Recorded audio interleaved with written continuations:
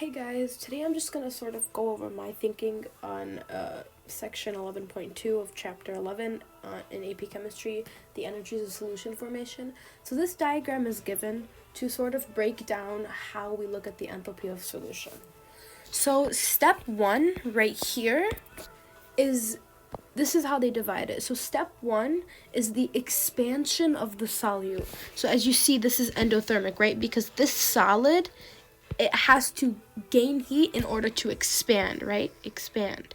I think of it as like subliming, although it can go through the liquid state, but in general, you're gaining heat. So it's from this step right here is endothermic.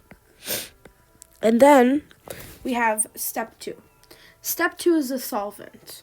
The solvent is what you're dissolving the solute in.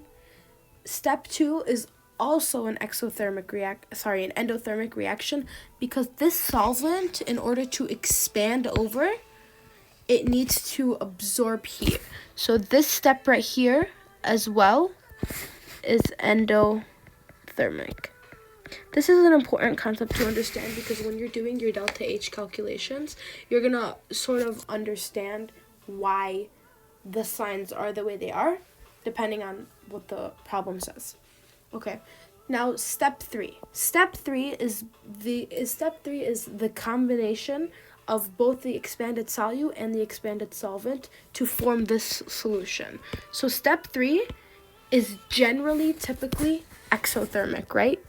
So generally, I'm speaking generally because there are terms where it's endothermic, but it'll mostly occur as exothermic.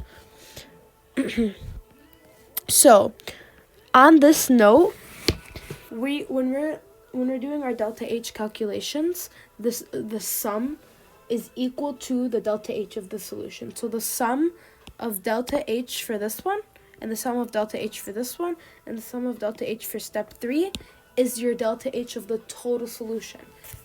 By sum, I mean that you add.